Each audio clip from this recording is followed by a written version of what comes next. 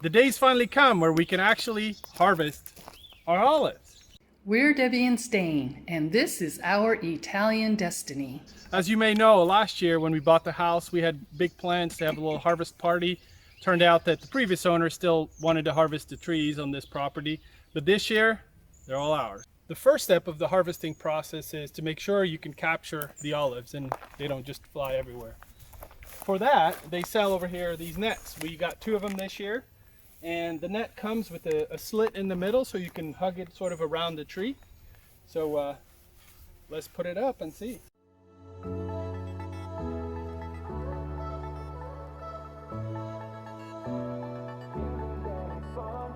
What do you think of this olive harvesting, Susie? Hola, señorita. No habla italiano, solo. This is our little Italian helper. No, this is my cousin from San Diego. This is Susie. She's having a blast. Can't wait for the oil. So what is this Edward Scissorhands thing we got here, honey? Oh, it's like a battery operated harvester. It just knocks down the olives all over the place. I'm not convinced, so we're just borrowing this from a friend. And depending on whether or not we like it, we might get one, but I don't know.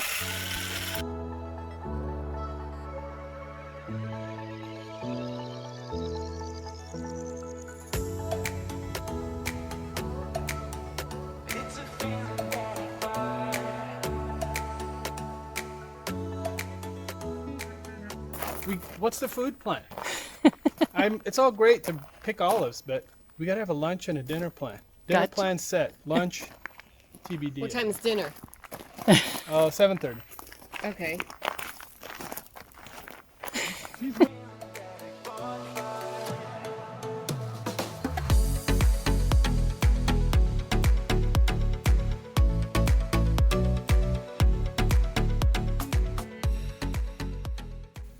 All right, well that hit the spot, so let's get back to it. We got some trees to harvest today if we want to get it all done by Sunday when we're going to be pressing.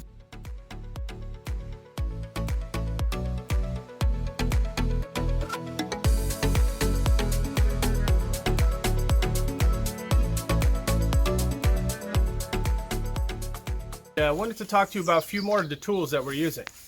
So this is a rake that is kind of custom made for the olive harvesting, I guess.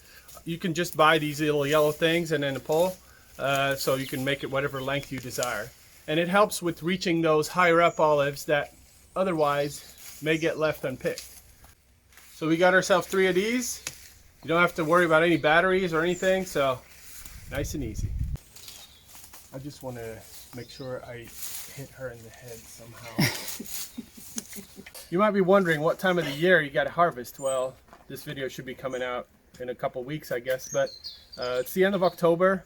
Generally, that's how late the locals recommend you harvest. You get a little bit higher return than if you harvest earlier, but the oil is not as sort of super sharp, peppery tasting as if you harvest maybe mid-October. Nobody does this, but I'm just curious how much each tree yields. This one's about 35 pounds. What? Yep.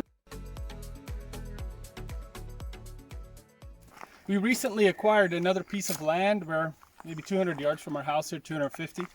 And there's another 15 trees on this land, so we'll make it 27 total.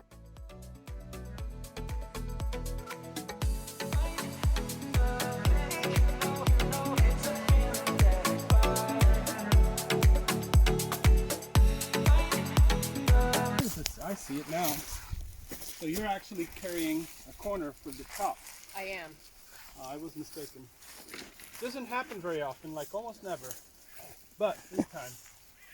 I'm so lucky I've been here when it's happened a few times. I mean, I consider myself really lucky to see this. Don't put that in the video. You might be wondering, where did the olives grow from? Like, is there a flower or what? But yeah, there is actually a flower that turns into a fruit, but not all flowers turn into fruit. They get pollinated, and while for the bees there isn't much nectar, other insects do pollinate these trees, and then fruit results from it. An important period during the year is when they have these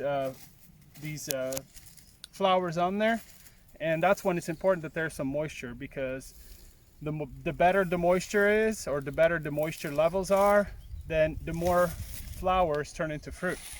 So maybe next year we'll experiment with some irrigation on some of our trees during that time to ensure that we get a lot of fruit. If you don't, you'll see after the flower sets, that a lot of them turn into little baby olives, and then they just dry out and fall off.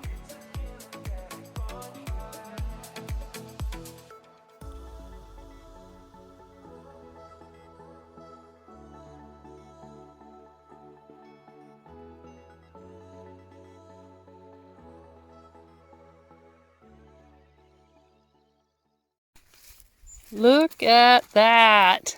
That's just one tree. That's beautiful. Our best tree so far was 62 pounds, so this one definitely is going to beat that. Wow.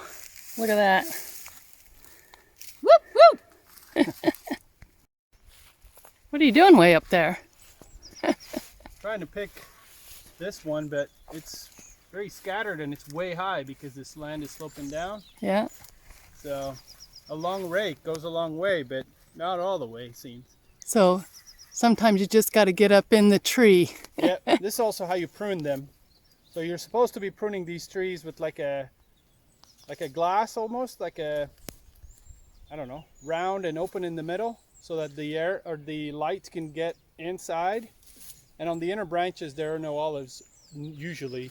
So yeah, when I come back to prune this in the spring, I'll be taking off all these little shoots in a minute. Well, and I heard that you also prune it so like a dove can fly through it, is what the old folks say. I've heard that too. Okay. All right. Yeah. You can tackle that in a few months. Yeah, right. All right, let me help you down. Thank you. Our olives are getting pressed by our neighbor, so I'm going to take you in and show you that process right now. This is so exciting. Look. We were so excited to learn about the olive oil making process. It involves a bunch of different steps, and here, this is about the first step. You can see Susie is moving the olives into the hopper. They get cleaned in this device and moved into a traditional press, which is operated by two large stones. The olives get turned into a mash in this process, and after about 30 minutes are ready to be put on a filter.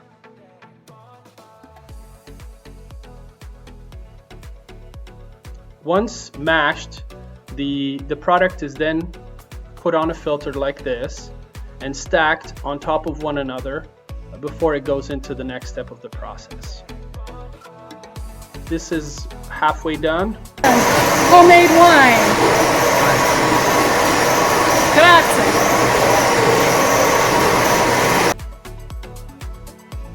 Now, with all the olive mash added to this pile, it gets put under the press where up to 350 psi is applied. So very high pressure basically squeezes the juice out of the mash that was previously created.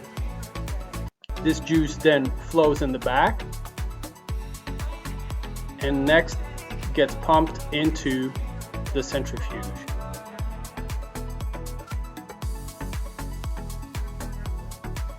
The centrifuge plays a key role in the whole process. A brown watery liquid gets turned into this beautifully green olive oil.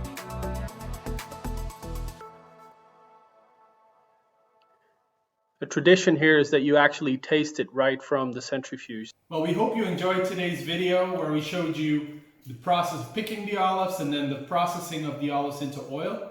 In the end, we ended up with 25 to 30 liters, so roughly 8 gallons of oil, which should be plenty for us for the year. Yeah, so we'll be giving a lot of that away as gifts. So when you come visit us, you're going home with some olive oil. Is this a bribe? Yeah. So we want... It was a lot of fun, wasn't it? It was a lot of fun, and we're excited that we'll be able to do this every year. We want to thank our neighbors first and foremost for all the help that they've provided throughout this process. Absolutely.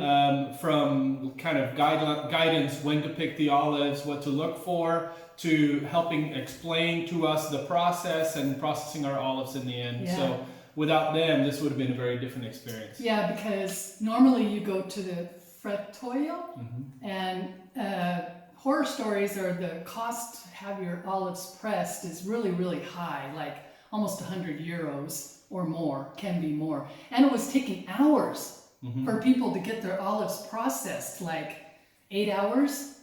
You know, they had to make an appointment and take their olives in, and ultimately in the end it was like a whole day later and they finally got their oil back. Yeah, everybody harvests at the same time. So, you know, you can have an appointment that's like at midnight or 1 in the morning, and if they run late, then I guess you're there all night.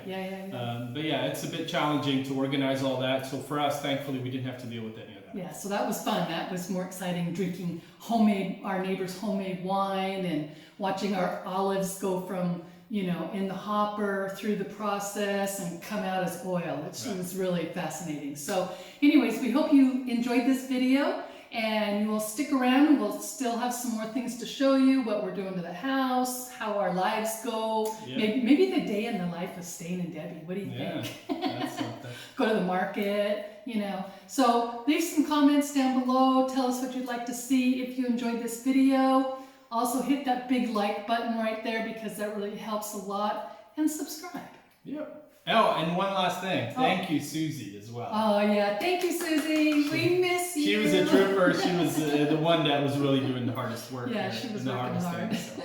All right. Well, thank you, and we'll see you next time. Ciao. Ciao.